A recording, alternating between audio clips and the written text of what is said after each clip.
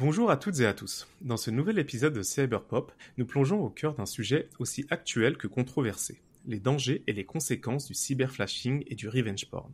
Alors que ces pratiques prennent de l'ampleur avec les avancées technologiques et la démocratisation des médias sociaux, nous avons invité Inae Benaben, cofondatrice et directrice générale de l'association En Avant Toutes, une association qui lutte pour l'égalité en s'adressant aux jeunes qui se questionnent sur les rapports entre les femmes et les hommes dans la société. Nous avons également la chance d'avoir Gladys Salmout avec nous. Gladys est responsable de la communication chez Kaspersky France. Ensemble, nous allons explorer les résultats d'une étude récente menée par Kaspersky et l'association En Avant Toutes sur le sujet du cyberflashing et du revenge porn.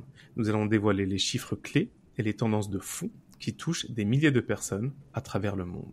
Avant toute chose, bienvenue à vous deux et merci pour votre présence. Merci Amine. Merci. Alors, sans transition, Inae, peux-tu nous présenter brièvement l'association et son engagement, notamment dans la lutte contre le cyberharcèlement, s'il te plaît? Avec grand plaisir. Chez En Avant Toutes, nous travaillons donc pour l'égalité entre les femmes et les hommes, et plus particulièrement, nous agissons auprès des jeunes, les moins de 25 ans, avec différents types d'actions, de la prévention, donc on intervient dans les établissements scolaires, mais aussi beaucoup sur les réseaux sociaux et sur Internet, pour vraiment questionner les rapports entre les femmes et les hommes, pour identifier les comportements qui pourraient être violents, et puis réussir à proposer des alternatives, et tout ça pour faire un monde un petit peu plus juste, c'est ça l'objectif. On fait aussi de l'accompagnement, c'est-à-dire qu'on appuie les jeunes, les femmes, les personnes LGBTQIA+, qui se posent des questions sur leurs relations ou qui vivent des violences à travers le chat national commentonsaime.fr. Et puis ce qu'on fait de fait, c'est que comme on travaille sur les rapports entre les femmes et les hommes et sur les violences, on est face bien souvent à des cyberviolences qui peuvent prendre plein de formes différentes. Du cyberharcèlement, de la diffusion d'images, des insultes en ligne. Et puis, on va du coup aider les personnes qui en sont victimes à se protéger, à se mettre en sécurité, à faire le point sur ce qui leur arrive. Et puis, on va aussi, dans toutes nos actions de prévention, faire en sorte de déconstruire plein d'actes qu'on pense très normaux ou qui nous semblent banals et qui pourtant ont des conséquences qui peuvent être très fortes pour les personnes qui les subissent. Merci Naé pour ces précisions. Avant de rentrer dans le vif du sujet et dans le détail de l'étude, je vous propose peut-être de faire un petit point, un petit peu pédagogie, un peu wording. On va définir un certain nombre de termes qu'on va être amené à utiliser durant tout l'épisode. Est-ce que vous pourriez commencer par nous expliquer ce que signifie exactement le terme revenge porn? Donc je te laisse soit toi Inae, soit toi Gladys, nous expliquer cette expression. Alors je peux la définir. On entend par revenge porn vraiment le fait de diffuser ou de menacer de diffuser des images à caractère intime et ou érotique. Et c'est un acte qui est souvent utilisé lors des séparations. Ou justement pour éviter ou empêcher une séparation. Et généralement, cette diffusion peut se faire, la diffusion ou la menace de diffusion d'images peut se faire auprès des amis, des parents, des professeurs, des employeurs ou même du grand public. Mais ce qui est intéressant à savoir sur ce terme quand même, c'est qu'il est lui-même déjà remis en question dans son exactitude, puisque généralement, il y a vengeance quand on a subi une injustice. Sauf qu'ici, il n'y a pas d'injustice. C'est plus souvent des hommes qui utilisent le revenge porn en diffusant des images de leurs copines, petites copines ou ex, et qui, du coup, estiment qu'ils subissent une injustice par la séparation, par leur envie de les quitter ou de sortir de la relation, alors même que c'est un choix qu'elles ont le droit de faire et qu'elles sont libres de faire. C'est important de travailler sur la manière dont on nomme les choses. Merci pour cette définition. Et si on passait au cyberflashing, peut-être un petit peu moins courant, oui. En quoi est-ce que ça diffère du revenge porn? Eh bien là, je peux, moi, prendre la parole, Amine, si tu le permets. En fait, le Mais cyberflashing... permets-toi, je t'en prie. Chacun est libre de prendre la parole quand il le souhaite. Merci. N'hésitez pas à m'interrompre, je peux être un peu bavard. Non, ça va. Le cyberflashing, c'est le fait d'envoyer à une personne une image à connotation sexuelle sans son consentement. Donc souvent, quelqu'un qu'on ne connaît pas, et comment en fait les images se propagent. Souvent, ils utilisent AirDrop, qui est le système d'envoi que propose Apple. Donc, dans le métro, dans les transports, quelqu'un identifie un AirDrop ouvert et malheureusement se permet de diffuser des nudes, des dick pics à des personnes qu'il ne connaît pas. Encore une fois, je vais pas faire dans le cliché, mais plus souvent des hommes à destination de femmes. Oui, en effet, j'ai eu beaucoup d'anecdotes. On m'a raconté beaucoup d'anecdotes de la part d'amis féminines dans les transports notamment. Il semblerait que ce soit une pratique assez répandue, ce qui est assez dingue. D'accord. Merci Glad pour ces précisions. Inae, comment est-ce que l'association définit-elle les termes tels que consentement numérique? Le terme de consentement général est devenu central, à juste titre, dans notre société. On en parle beaucoup dernièrement. Mais la notion de consentement numérique, en quoi est-ce qu'elle diffère et quel est son champ d'action? La question du consentement, elle est effectivement très forte actuellement et tant mieux parce qu'elle nous pousse à nous questionner sur plein de choses, aussi bien dans notre intimité, dans notre couple, dans notre famille qu'au travail parfois. Et le consentement, c'est vraiment le fait de pouvoir donner un accord libre, éclairé et même enthousiaste à n'importe quelle pratique ou n'importe quelle proposition. C'est une question qui se pose aussi dans le monde numérique. On en parle beaucoup dans le monde physique aujourd'hui, mais c'est aussi dans le monde numérique, évidemment. Et bien souvent, justement, le numérique passe à côté de réflexions qui nous amènent à mieux considérer comment on agit les uns envers les autres, les unes avec les autres. Et nous, on voit que le consentement numérique est aussi très important et on l'entend comme le fait de vraiment demander et obtenir et donner l'autorisation avant de partager en ligne des images, des publications, des vidéos, des messages ou des textes d'une autre personne, par exemple. C'est très intéressant.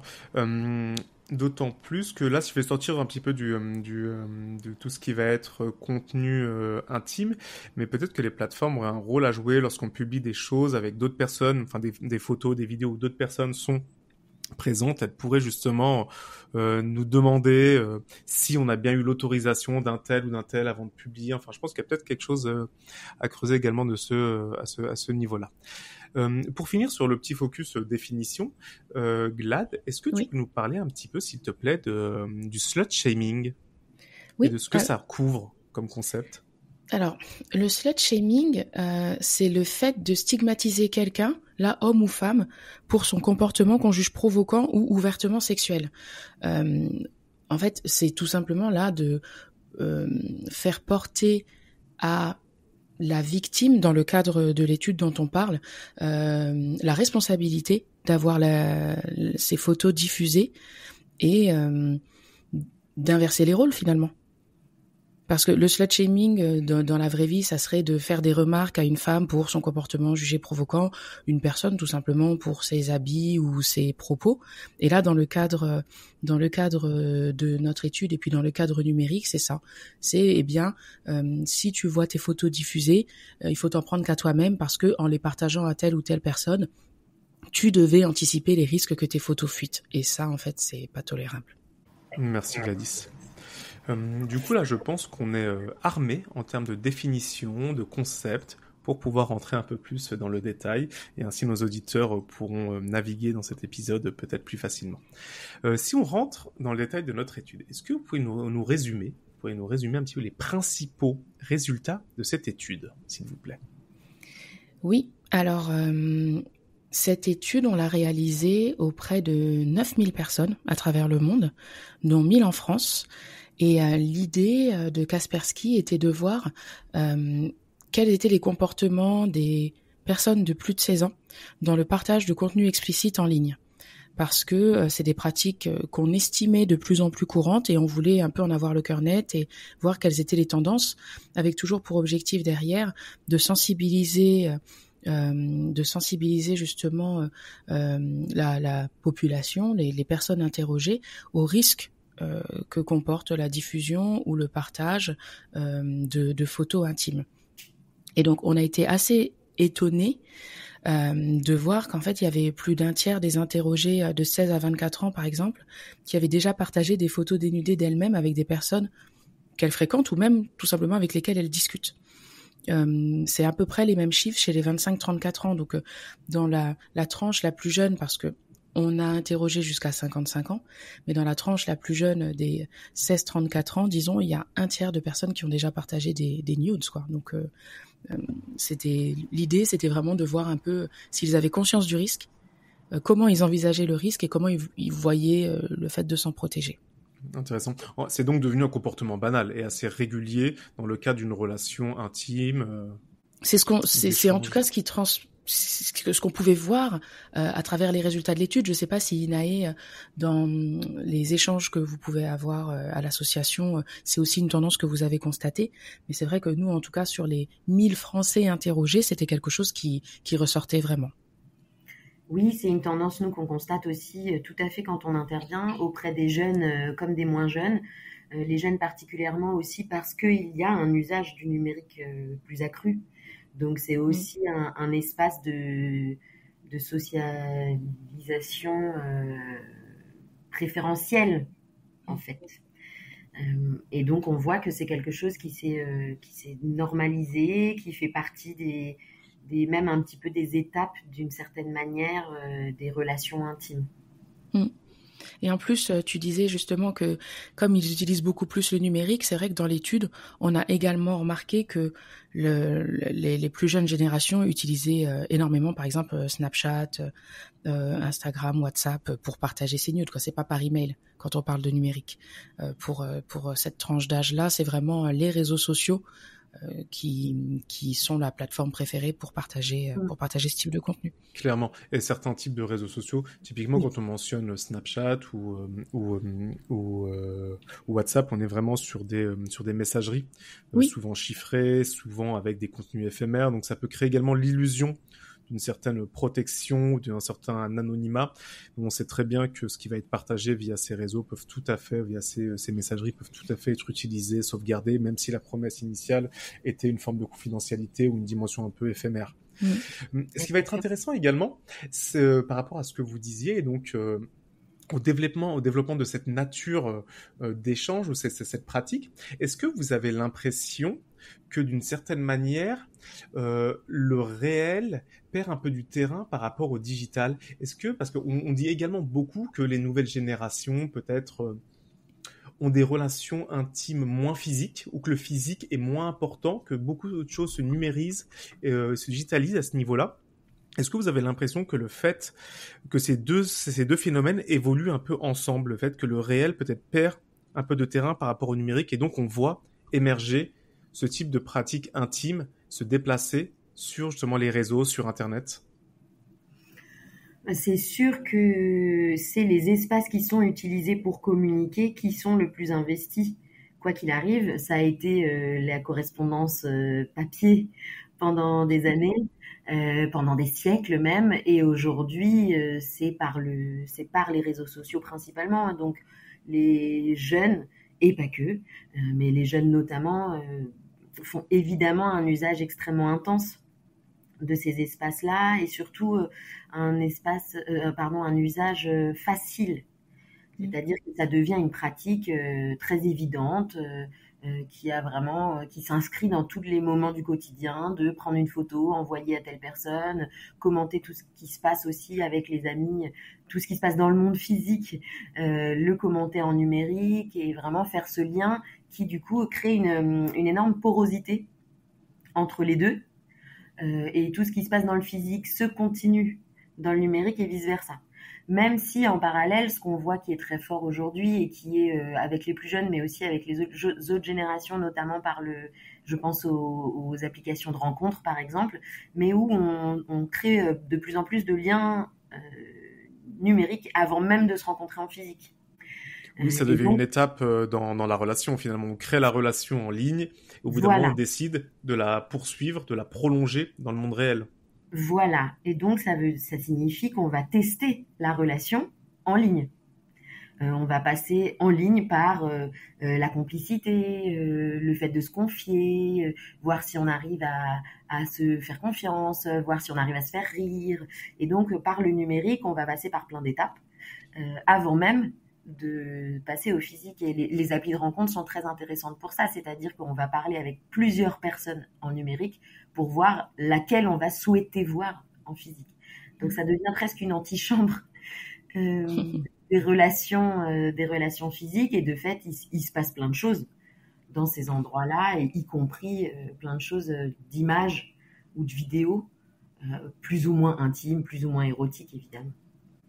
On a vraiment l'impression que finalement, cette nouvelle génération, ou en tout cas cette génération, est plus décomplexée par rapport à son image, a moins le souci du contrôle de son image, même si en parallèle on peut voir comment est-ce qu'avec l'essor des filtres, il y a également cette volonté de maîtrise, mais que cette génération a plus facilement tendance à céder son image, à publier des choses la concernant en ligne. Mais comment est-ce qu'on pourrait justement réussir à faire ce travail de pédagogie auprès d'elles pour réussir à leur faire comprendre que ce partage de contenu intime n'est pas à prendre à la légère, et qu'il peut y avoir des répercussions assez néfastes les concernant?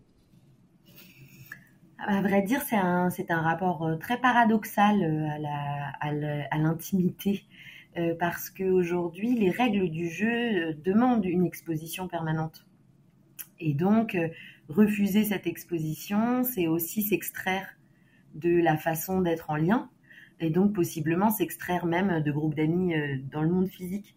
Donc comme les deux sont extrêmement liés, et que les plus jeunes ont grandi dans un espace où les réseaux sociaux sont une démonstration permanente, et où aujourd'hui on voit le monde de l'influence par exemple, c'est une mise en scène permanente de moments de beaucoup de moments d'intimité, ou de moments chez soi, ou de moments supposément au réveil, ou de moments de vacances, ou de moments en famille. C'était déjà le cas aussi des premières téléréalités, par exemple. Donc, on est vraiment dans une société où, dans un moment en tout cas de société, où s'exposer est considéré comme la norme. Comme la norme, et même comme l'attendu. Comme l'attendu. Oui, en fait, ça pourrait paraître étrange de ne pas le faire. Exactement. En fait, c'est un peu un jeu d'équilibriste assez sensible. Il faut suffisamment donner pour exister, mais pas trop, pour pas non plus justement disparaître des effets négatifs de trop donner de sa personne en ligne. Exactement. Donc, c'est très complexe. Et quels sont les risques qui sont associés justement au partage de ces images, de ces contenus intimes, selon vos observations? Mais ce qui est très délicat, c'est que pour le coup, les risques sont très différents en fonction de si on est une fille ou un garçon, ou un homme et une femme. Parce que les répercussions ne sont pas les mêmes. Typiquement, la question du revenge porn, par exemple, et la menace de revenge porn est très forte dans les couples, et notamment lorsque les jeunes femmes, je vais dire jeunes parce qu'on travaille le plus auprès d'elles et eux, mais je pense que ça se retrouve vraiment à toutes les tranches d'âge. Mais donc la menace de diffusion est très forte, et beaucoup de jeunes femmes restent beaucoup plus longtemps qu'elles le souhaiteraient dans des relations parce qu'il y a cette menace. Et cette menace est forte parce que la réaction des proches, des employeurs ou même du grand public ne sera pas du tout la même pour un corps de femme qu'un corps d'homme, par exemple. Et le grand risque pour elle, ça va être principalement les réputations. Donc là, je parle vraiment les moins de 20 ans, donc collège, lycée, université encore. Il y a vraiment un risque de réputation. La réputation, c'est un jugement qui est porté avec une étiquette qui est mise sur quelqu'un, et qui a des répercussions très concrètes dans la vie physique. Les gens qui ont des réputations sont souvent humiliés, peuvent être insultés, et peuvent être exclus de lieux de sociabilité, exclus de groupes d'amis. Et du coup, avec l'exclusion, il peut y avoir des risques plus forts de mise en danger quand on est isolé on est plus vulnérable et donc plus de risques aussi de revivre d'autres types de violences de la part d'autres personnes. Et aujourd'hui, les réputations touchent beaucoup plus les femmes. Et de fait, les femmes le savent. Et les jeunes filles le savent très bien. Et donc, elles ont très peur, au collège, au lycée, à l'université, elles ont vraiment très peur d'être victimes de réputations. Et ces réputations, en plus, peuvent être distribuées très rapidement. C'est-à-dire qu'elles vont être données sur des actes réels ou supposés.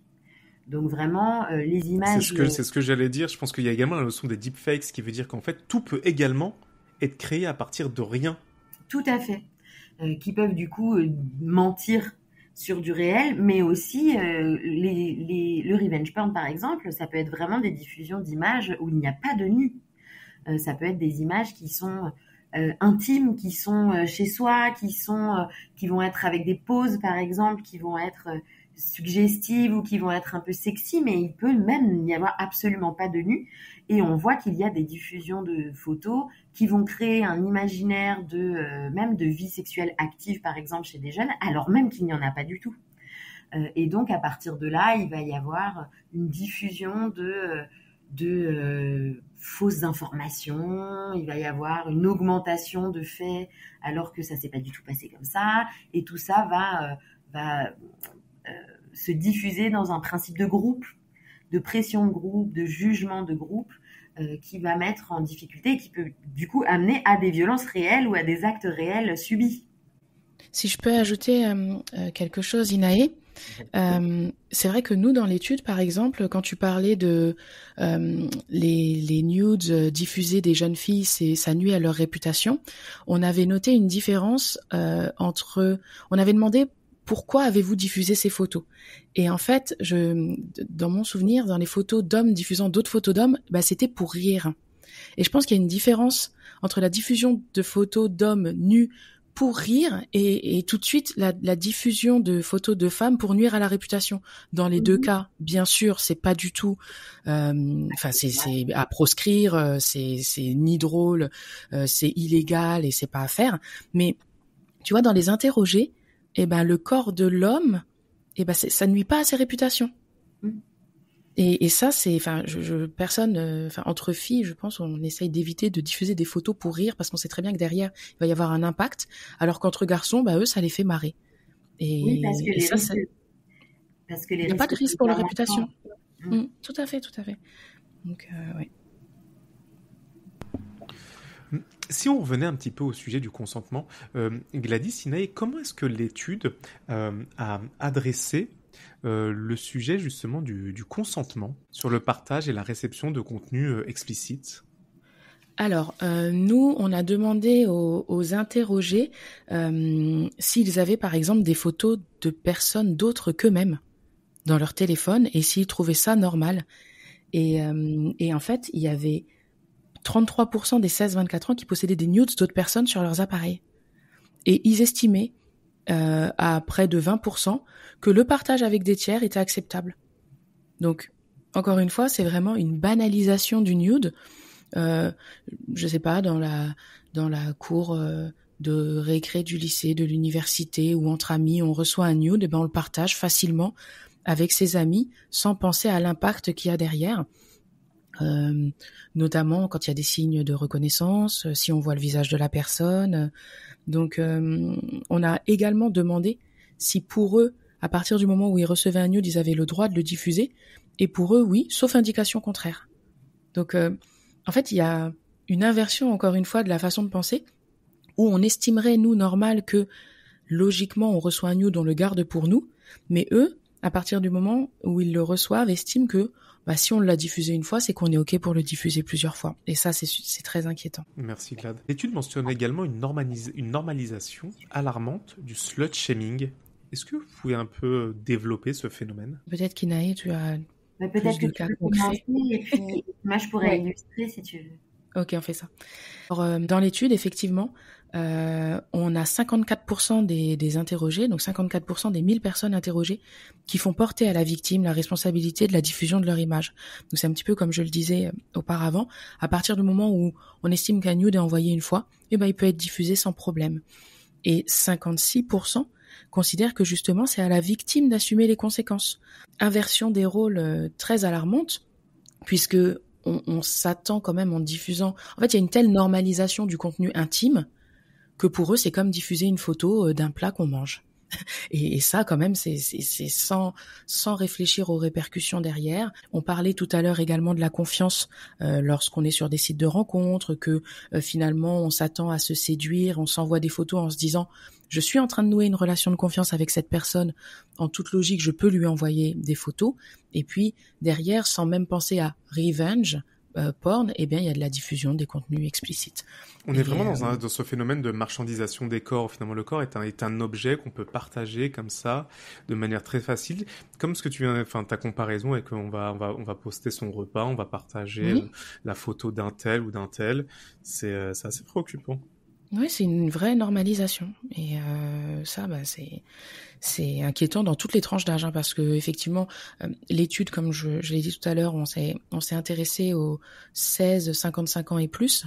Les chiffres étaient beaucoup plus marquants pour la génération de 16 à 34 ans, disons, mais il y a également des partages de nudes chez les 40-55 ans et 55 ans et plus. C'est peut-être moindre, mais il y a également... en fait, on voit tellement des corps nus ou dénudés un petit peu partout que ils se rendent plus compte de l'impact que ça peut avoir quand on n'est pas une star ou un influenceur ou autre.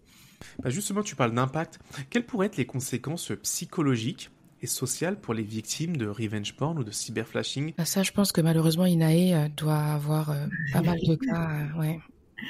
Oui, et je veux bien compléter juste une chose aussi sur la question précédente. On voit qu'aujourd'hui, il y a aussi une inversion donc, de la culpabilité, exactement comme tu l'as expliqué, et aussi de la conscience du risque.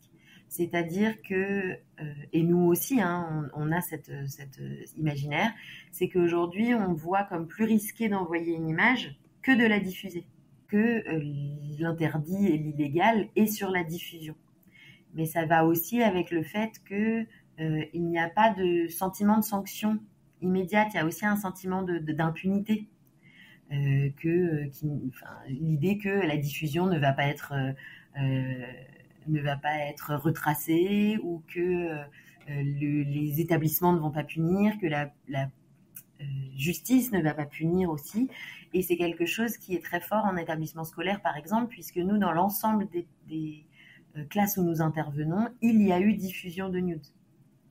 Donc tout le monde... Dans toutes les classes où tu es intervenue déjà ? Dans toutes les classes. Waouh. Okay. Donc tout le monde a reçu, repartagé, vu sur le téléphone de quelqu'un d'autre ou été victime soi-même de diffusion.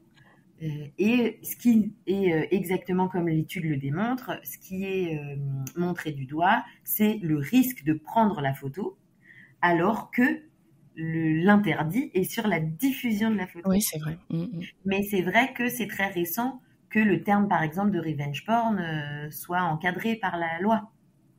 Donc c'est aussi très nouveau qu'en tant que société, on arrive à cadrer et à interdire ces pratiques-là. Donc on évolue là-dessus aussi. Tant mieux. Oui, tant mieux.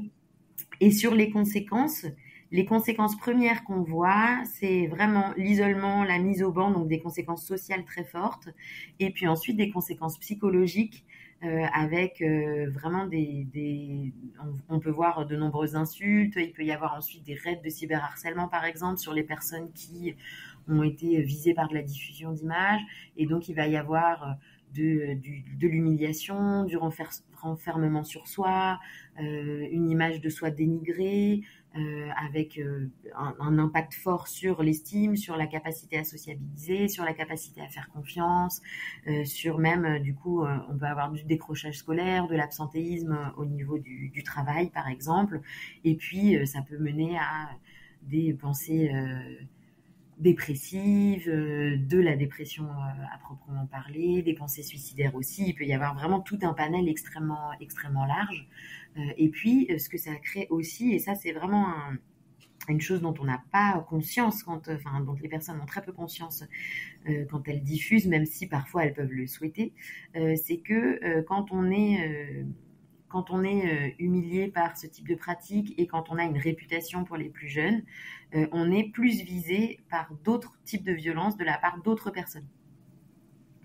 Donc ça veut dire qu'on devient un peu une cible pour d'autres types de violences, comme si, puisque c'est quelqu'un qui fait ça ou à qui on fait ça, et nous aussi on peut se permettre. Et donc c'est aussi des personnes qui peuvent vivre plus de violences sexuelles, que ce soit des attouchements, des agressions ou même des viols par exemple. Et quels conseils donneriez-vous à quelqu'un pour se protéger contre ces abus en ligne ? Nous, ce qu'on recommande, c'est la première chose, tout simplement, réfléchissez avant de les envoyer. Qui est le destinataire? Est-ce que vous pouvez vraiment lui faire confiance? Interrogez-vous sur à qui est-ce que vous partagez vos données. Et après, sur les autres types de conseils, ça c'est pour les conseils de ses propres photos, mais comme le disait Inaé, en fait, le risque, il est plutôt sur la diffusion des contenus des autres. Il y a quand même quelque chose qu'on n'a pas mentionné, c'est aussi le risque légal. Il y a 2 ans d'emprisonnement et 60 000 € d'amende à la clé. Et ça, tu disais que dans toutes tes classes, par exemple, il y avait eu de la diffusion de contenu explicite. Je pense pas que les collégiens et lycéens aient en tête le risque qu'il peut y avoir derrière. Donc, effectivement, réfléchissez avant de diffuser les photos. Supprimez les contenus intimes lorsque vous terminez votre histoire avec une personne. Inutile de garder les nudes pour s'en moquer ou pour rigoler, comme on le disait tout à l'heure. Et pour se protéger, si vous avez envie de partager vos contenus intimes, évitez tout signe reconnaissable, visage, voilà. C'est des premières petites barrières peut-être. Je pense qu'Inaé a une liste également avec l'association d'autres types de contenus, mais d'autres types de conseils, mais voilà, les premiers que nous on pourrait donner, ça serait ceci. Qui sont de très très bons conseils. Merci. Qu'on conseille aussi d'un point de vue très très pratique, moins il y a d'informations qui permettent d'identifier sur une image, plus on est à l'abri du fait que si diffusion il y a, qui est le problème et non pas la photo, encore une fois. Bien sûr. Si diffusion il y a, on est davantage protégé, sans signe distinctif évidemment. Et puis après, c'est vraiment de s'informer aussi et d'avoir en tête que ces images ne nous appartiennent pas. Ce sont les corps des autres et le corps des autres ne nous appartient pas. Et même le fait que ça nous ait été envoyé, ça nous est dédié à nous, mais cette photo ne nous appartient pas, cette intimité ne nous appartient pas. Et comme le disait Gladys, c'est à nous aussi de supprimer et d'avoir cette hygiène et ce respect envers les autres. Ce qu'on conseille aussi, c'est que en cas si jamais vous êtes témoin ou vous-même victime de ces situations, vous n'êtes pas du tout seul. Et nous, chez En Avant Toutes, sur le site internet commentonsaime.fr, il y a accès à un chat qui est gratuit, qui est anonyme et qui est sécurisé et qui met en contact avec des professionnels de notre équipe qui permettent de faire vraiment le point sur la situation et de voir pas à pas ce qui est possible pour se protéger là tout de suite, mais aussi ce qui est possible légalement, ce qui est possible auprès des personnes autour, auprès des proches aussi. Et donc nous, on est là vraiment pour vous accompagner pas à pas. Et il y a une autre ressource très intéressante que je vous conseille d'avoir en tête, qui est l'association féministe contre le cyberharcèlement, qui est spécialisée sur ces questions et qui a régulièrement produit des outils ou des guides pour bien se protéger en ligne. Et tout est accessible sur Internet. Tu l'as mentionné, Inaé, mais quels sont les recours légaux disponibles pour les victimes de ces abus en France ? Les victimes de diffusion d'images peuvent tout à fait porter plainte. La loi encadre ces questions. Le cyberflashing est encadré, le revenge porn est encadré. Et donc, il y a vraiment le fait de récolter ces preuves-là et de pouvoir porter plainte. La police a l'obligation d'accepter la plainte. Elles peuvent être parfois un peu difficiles ou exigeants sur des preuves ou quoi que ce soit, mais c'est leur obligation de prendre cette plainte. Et nous-mêmes, on peut accompagner au dépôt de plainte pour bien préparer comment présenter les choses, avec quoi venir, voilà, comment expliquer la situation. Et donc, ça peut permettre de protéger de différentes manières. Ça dépend vraiment de chaque situation. Il y a une manière très simple aussi de protéger tout le monde de ces violences-là. C'est d'arrêter la propagation. C'est-à-dire que quand on reçoit les images, on peut arrêter de les diffuser soi-même. Et je parle de ça notamment parce que dans les collèges, dans les lycées ou en université, ou même parfois dans des équipes professionnelles, il peut y avoir vraiment ce principe de groupe, de diffuser en groupe. Et en fait, on peut être la personne qui met fin à la diffusion et qui coupe la ligne de diffusion. Donc, c'est un choix qu'on peut faire au quotidien. Tout à fait, c'est vrai que la viralité est au centre de ce type de mécanique et on peut tout à fait se dire ça passera pas par moi et comme tu l'as dit, du coup ça peut permettre de couper la propagation. Eh bien, pour conclure, merci à nos invités d'aujourd'hui. Merci Inaë, merci Gladys pour votre participation éclairée. Merci à En Avant Toutes pour son engagement notamment envers la lutte contre le cyberflashing et le revenge porn. Ce dialogue enrichissant nous rappelle que la protection de notre intimité numérique est cruciale et nécessite une action collective soutenue par une législation adaptée et une éducation continue. Nous espérons que cet épisode vous aura non seulement informé, mais aussi inspiré à agir, que ce soit par le dialogue, l'éducation ou le soutien aux victimes. Pour plus de ressources et d'informations, n'hésitez pas à visiter le site d'En Avant Toutes. Protégeons ensemble notre espace numérique pour un avenir plus sûr et respectueux pour tous. À très bientôt sur Cyberpop. Merci encore Gladys, merci encore Inaë. Merci Amine, merci Inaë. Merci beaucoup.